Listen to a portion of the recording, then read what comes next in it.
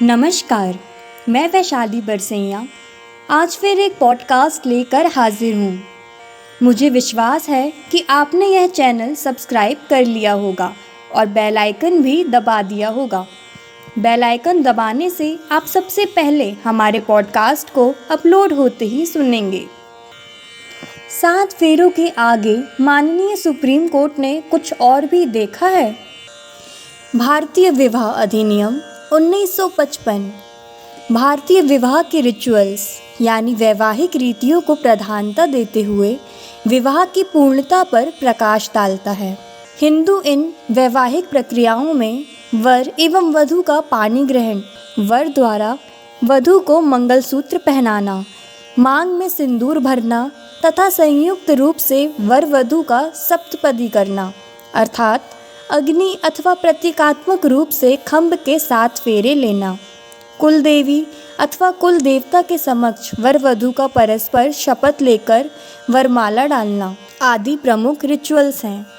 6 माह पहले इलाहाबाद हाईकोर्ट में एक पति एवं उसके परिवार पर पत्नी पर प्रताड़ना के विरुद्ध एक याचिका प्रस्तुत करने के कारण पति ने भी पत्नी के विरुद्ध बिना संबंध विच्छेद के दूसरे विवाह होने का प्रकरण दाखिल किया।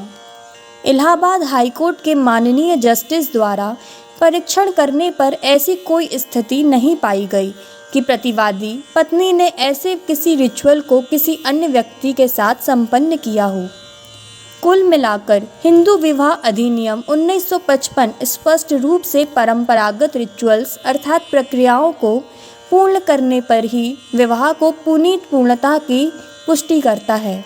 इस अधिनियम में प्रकाश में याचिकाकर्ता पति का प्रकरण खारिज कर दिया गया। इस क्रम में 19 अप्रैल 2024 को विवाह के संबंध में रिचुअल्स के आगे भी जाकर भारत के सर्वोच्च न्यायालय की डबल बेंच ने एक प्रकरण में स्पष्ट किया कि विवाह की पूर्णता के लिए विदाई और दंपत्ति के रूप में दाम्पत्य संबंध का पूर्ण होना भी आवश्यक है, भले ही विवाह की प्रक्रिया पूर्ण हो गई हो अथवा विवाह पंजीकृत क्यों न हो गया हो। सुप्रीम कोर्ट ने हिंदू विवाह में होने वाले रीति रिवाज को आधार मानते हुए यह कहा, वाइनिंग डाइनिंग का आयोजन मात्र विवाह नहीं है बल्कि यह संस्कार युक्त पवित्र व्यवस्था है। सुप्रीम कोर्ट की यह टिप्पणी इन दिनों सुर्खियों में है। माननीय सुप्रीम कोर्ट के समक्ष एक विषय विचाराधीन था, डाली रानी विरुद्ध मनीष कुमार चंचल।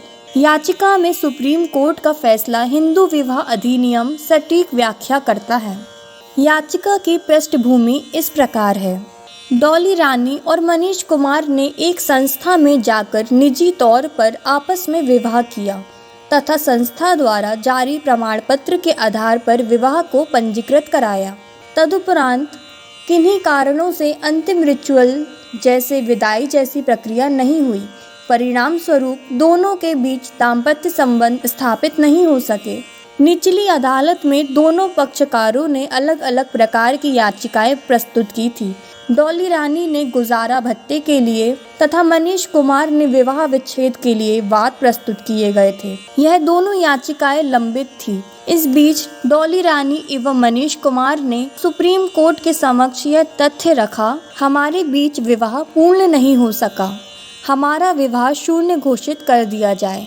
जब सुप्रीम कोर्ट ने यह महसूस किया कि विवाह पूर्ण नहीं हो सका है क्योंकि विवाह की रिचुअल्स तो पूर्ण हो गए हैं लेकिन बहू की विदाई तथा उसके बाद परस्पर दाम्पत्य संबंध स्थापित नहीं हो सके हैं, इसका अर्थ है कि विवाह शून्य घोषित करने योग्य है। सुप्रीम कोर्ट का आर्टिकल 142 द्वारा प्राप्त विशेष अधिकार का प्रयोग करते हुए सुप्रीम कोर्ट की माननीय डबल बेंच ने विवाह को शून्य घोषित कर दिया।